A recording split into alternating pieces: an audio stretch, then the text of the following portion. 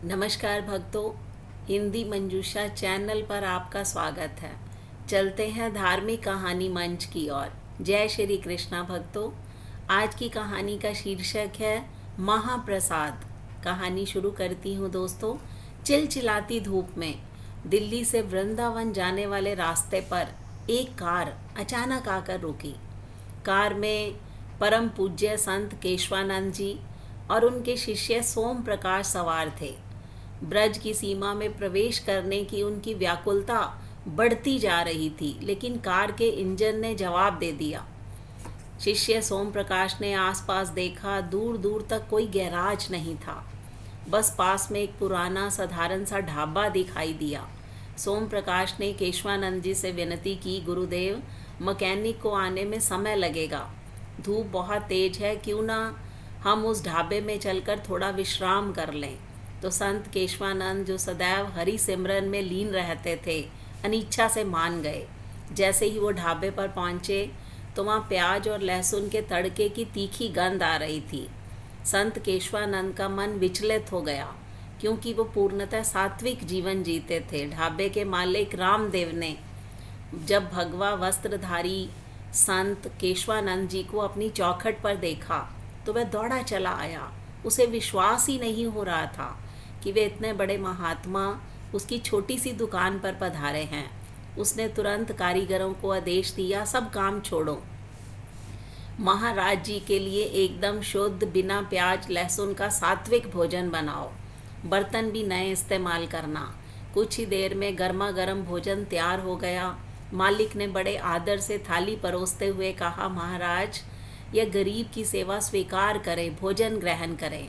केशवानंद ने करुणा भरी दृढ़ आवाज में कहा, बेटा, तुम्हारी सेवा भावना सराहनीय है, लेकिन मेरा एक नियम है, मैं बिना ठाकुर जी को भोग लगाए अन्न का एक दाना भी ग्रहण नहीं करता। यहाँ मेरे पास विग्रह नहीं है, इसलिए मैं भोजन नहीं कर सकता। ढाबे वाला परेशान हो गया, हताश हो गया।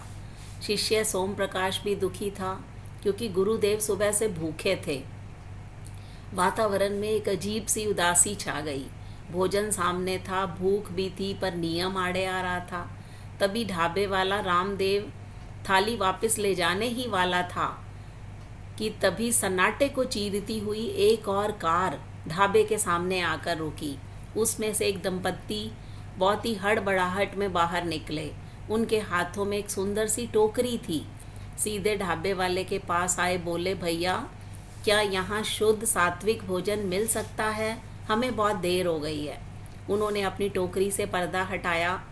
अंदर साक्षात बाल कृष्ण लड्डू गोपाल विराजमान थे।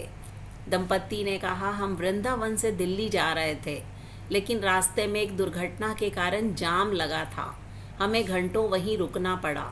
हमारे गोपाल जी के भोग का समय निकल रहा है, ये भूखे हैं, क्या जल्दी से शुद्ध भोजन मिल जाएगा? यह सुनते ही ढाबे वाले रामदेव और शिष्य सोम प्रकाश के रोंगटे खड़े हो गए। जो भोजन अभी अभी संत केशवानंद के लिए बना था, अस्वीकार कर दिया गया था। वह मानो गोपाल जी के लिए ही बना हो। ढाबे वाला रामदेव कांपते हाथों से वो थाली ले आया। दंपत्ति ने बड़े प्रेम से गोपाल जी को भोजन का भोग लगाया। अब वो साधारण भोज नहीं रहा भक्तों, वो महाप्रसाद बन चुका था। भोग लगने के बाद जब वो प्रसाद संत केशवानंद के सामने लाया गया तो संत केशवानंद की दशा देखने लायक थी। वे अपनी जगह से उठे, दौड़ते हुए गोपाल जी के पास गए, वहीं ज़मीन पर लेटकर दंडवत प्रणाम किया।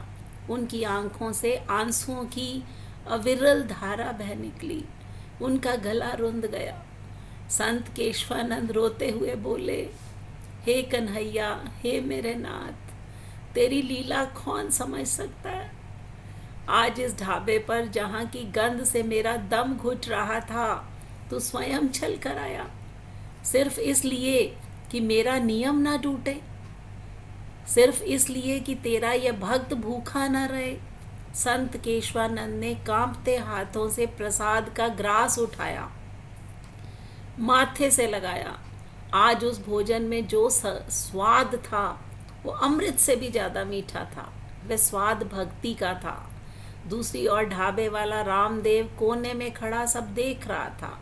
उसके मन में एक तूफान चल रहा था। वह सोच रहा था, धन्य है तू सांवरे, मैं तो तुझे घर पर पत्नी के कहने पर कभी कभार मिश्री का भोग लगा देता हूँ, और तू आज मेरे ढाबे पर खुद चल कर आया, सिर्फ इसलिए कि एक संत केशवानंद की इच्छा पूरी हो सके, गरीब की सेवा व्यर्थ ना जाए। तेरी करुणा का कोई पार नहीं है कान्हा, तेरी करुणा का कोई पार नहीं है कान्हा।